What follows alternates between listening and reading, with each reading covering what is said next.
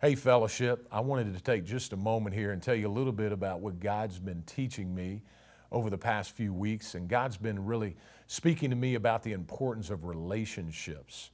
And some time ago, I was reading in the Fellowship Journal, and I hope you've been following along as well in the Fellowship Journal. But we were working through the book of Mark, and we came to this great passage about relationships. And there were a couple of things that just stuck out in Mark chapter 2 that I just wanted to take just a moment here and talk with you about. Mark chapter 2, verse 1, and it says, when Jesus returned to Capernaum after some days, it was reported that he was at home, and many were gathered together so that there was no more room, not even at the door. And he was preaching the word to them, and they came, bringing to him a paralytic carried by 4 men. And when they could not get near to him because of the crowd, they removed the roof above him. And when they had made an opening, they let down the bed on which the paralytic lay. And when Jesus saw their faith, he said to the paralytic, "Son, your sins are forgiven." Now I want to talk about 2 characters that are in this story. First, I want to talk about the paralytic. That the paralytic had the kinds of friends, 4 men it says, that were willing to literally crash through a roof for him, that they cared enough for him, that they had enough love for him, that they were willing to crash through a roof for him. And I wonder, do you have those kinds of relationships in your life?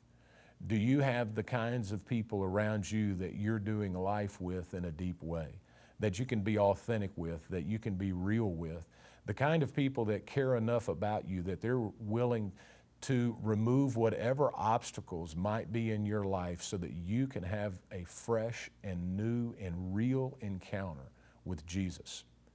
And then 2, I think about the 4 men, that the 4 men took the initiative to help their friend meet Jesus. And I think about all the relationships that we have in our life, friends and neighbors and coworkers and all kinds of people around us that don't maybe have access to Jesus. They don't know him. They're not in relationship with him. And I think about what a great season with Easter coming. A great opportunity that we have to literally be roof crashers for some of the people around us and help them have the opportunity to make their way to an encounter with Jesus, maybe for the very first time.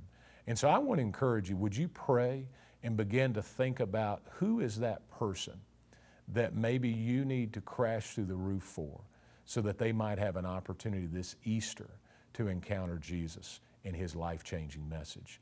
And would you be willing to maybe take a step and invite them to come and to be a part of one of our 4 Easter worship services? I hope you'll do that. I want to encourage you to do that. I'm going to try to do that, and I'm excited about it. I want to encourage you to do the same thing.